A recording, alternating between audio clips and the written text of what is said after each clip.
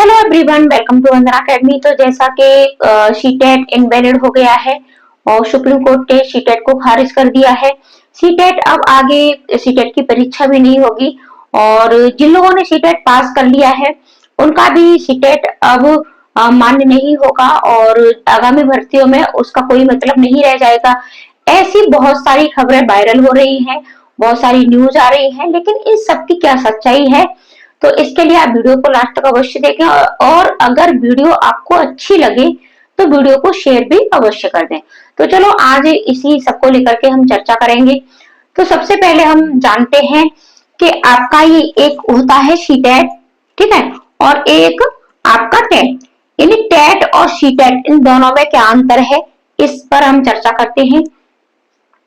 तो देखो, जो हमारा टेट की परीक्षा होती है ये राज्य सरकारों के द्वारा कराई जाती है। जैसे कि उत्तर प्रदेश में होती है तो इसे हम यूपी टेट के नाम से जानते हैं, ठीक है। झारखंड में तो ये आपका जे टेट, और यही आपका बिहार में तो बी टेट, यही आपका उत्तराखंड में यू टेट के नाम से जाना जाता है, ठीक है। और हरियाणा में आपका एच टेट के नाम से जाना जाता है। यानी ये जो राज्य सरकारें होती है ये जब भी भर्ती कराती है, शिक्षक भर्ती, तो उससे पहले अपना टेट कराती है, ठीक है। तो ये टेट होता है। अब सी टेट की बात करें तो सी टेट ये सेंट्रल लेवल पर होता है, यानी पूरे भारत में ये मान्य होता है। और ये एक बार अभी तक क्या था कि आपने अगर सी टेट पास कर लिया है तो आप यूपी टेट, ठीक है, यूपी की कोई भी भर्ती है और अगर आपने यूपी टेट पास नहीं किया है तब भी आप उसमें शामिल हो सकते हैं। आपने झारखंड का टेट पास नहीं किया है फिर भी आप यहाँ शामिल हो सकते हैं। यानी सी टेट से केंद्रीय विद्यालयों की जो भर्ती आती है उसके साथ साथ आप प्रत्येक राज्य के लिए वैलिड हो जाते थे। लेकिन अब ये मामला पहुंच गया है आपका सुप्रीम कोर्ट। और ये क्यों पहुंचा है इस पर थोड़ी सी चर्चा करते हैं। देखो, क्या होता है कि कुछ राज्य हैं जैसे कि हरियाणा है आपका, ठीक है, हरियाणा है और हरियाणा के साथ साथ आपका राजस्थान। तो इन दोनों राज्यों में क्या था कि ये दोनों राज्य जब भी शिक्षक भर्ती देते हैं, जब भी यहाँ कोई शिक्षक भर्ती होती है तो उससे पहले अपने राज्य का टेट करवाते हैं। जैसे कि राजस्थान में आपने रीट सुना होगा, ठीक है, और हरियाणा में आपका एच टेट। यानी ये सी टेट को मान्य नहीं करते हैं। अब देखो, ये क्या है कि ये राज्य सरकारों का फैसला है। कुछ फैसले केंद्र की, ठीक है, केंद्र पर रहते हैं और कुछ फैसले राज्य सरकार लेती है। तो ये राज्य के ऊपर डिपेंड है कि वो सी टेट को मान्य करता है अथवा नहीं, ठीक है। अब जो झारखंड राज्य था वहां 8 साल से कोई भी जो झारखंड राज्य का टेट था वो नहीं कराया गया और अभी 26,000 पदों पर, ठीक है, 26,000 पदों पर भर्ती निकाली गई। और 8 सालों से पिछले 8 साल, ठीक है, यानी 8 वर्षों से कोई भी भर्ती नहीं हुई थी।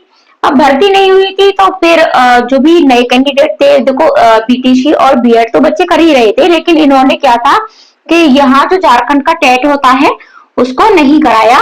तो फिर अब इस 26,000 भर्ती में सिर्फ जो पुराने बच्चे थे वही शामिल हो सकते थे। तो इन्होंने क्या किया, तो इन्होंने यहाँ सी टेट को वैलिड कर दिया, ठीक है। यानी जो भी बच्चे सी टेट पास करा है वो इसमें अप्लाई कर सकते थे। अब क्या हुआ कि जब सी टेट वाले इसमें अप्लाई कर पाएंगे तो जो अदर स्टेट वाले बच्चे होते हैं तो वो यहाँ ज्यादा हो जाएंगे।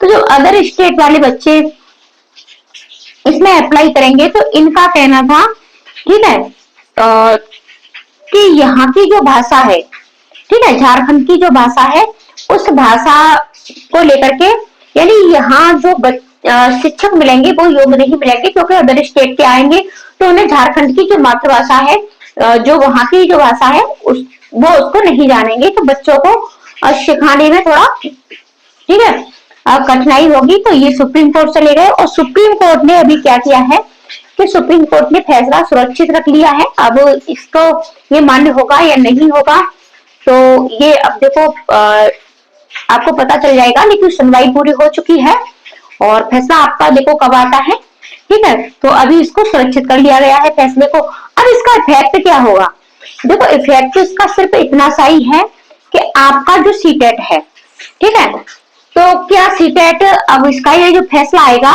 तो क्या सीटेट इनवैलिड हो जाएगा,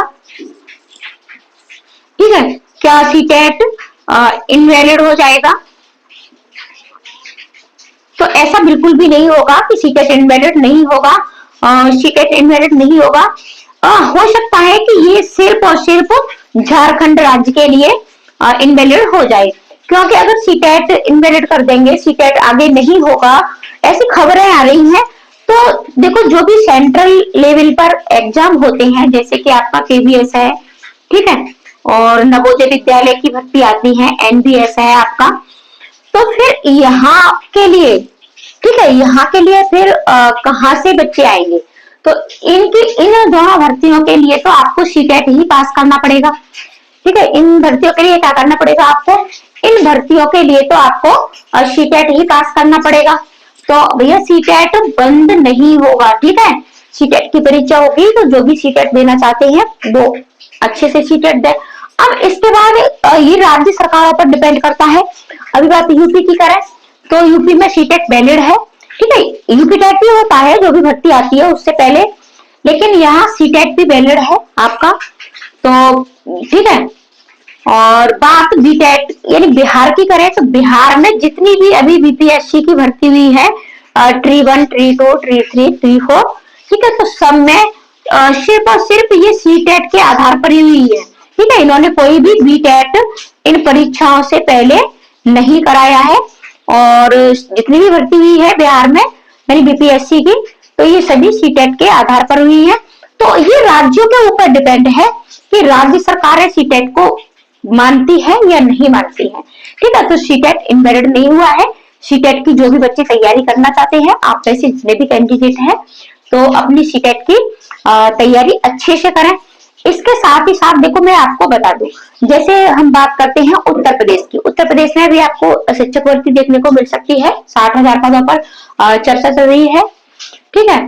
तो अगर आप उत्तर प्रदेश की, ठीक है, यूपी सुपर टेट की परीक्षा देना चाहते हैं, तो मैं आपको एक सलाह दूंगी कि उसके लिए आप यूपी टेट की तैयारी अवश्य करें, क्योंकि यूपी टेट के जो 5 सब्जेक्ट हैं, ठीक है, इसके ये जो 5 सब्जेक्ट हैं, इसके ये आपके सुपर टेट में भी पूछे जाते हैं, ठीक है, ये आपके सुपर टेट में भी पूछे जाते हैं। तो 5 सब्जेक्ट आपके बिल्कुल तैयार हो जाते हैं, ठीक है। तो 5 सब्जेक्ट आपके तैयार हो जाते हैं यूपी सुपर टेट के लिए, और यूपी सुपर टेट में 17 सब्जेक्ट हैं, तो 17 सब्जेक्टों की तैयारी के लिए आपको बहुत डीपली पढ़ना पड़ता है। और इसके लिए आपको क्या करना है, तो इसके लिए आपको जो भी आपने बीएड तो देखो यूपी जो प्राइमरी लेवल का सुपर टेट होता है उसके लिए मान्य नहीं है, लेकिन जूनियर के लिए मान्य है। तो आप अगर प्राइमरी की तैयारी करना चाहते हैं तो इसके लिए आपने जो भी 4 सेमेस्टर डीएलएड किया है, तो वहां जो भी बुक पढ़ी है, जो भी नोट्स बनाए हैं, उनको बहुत अच्छे से आप पढ़ लें, क्योंकि आपका जो सिलेबस है यूपी सुपर टेट का वो उसी से रिलेटेड है, 4 सेमेस्टर का।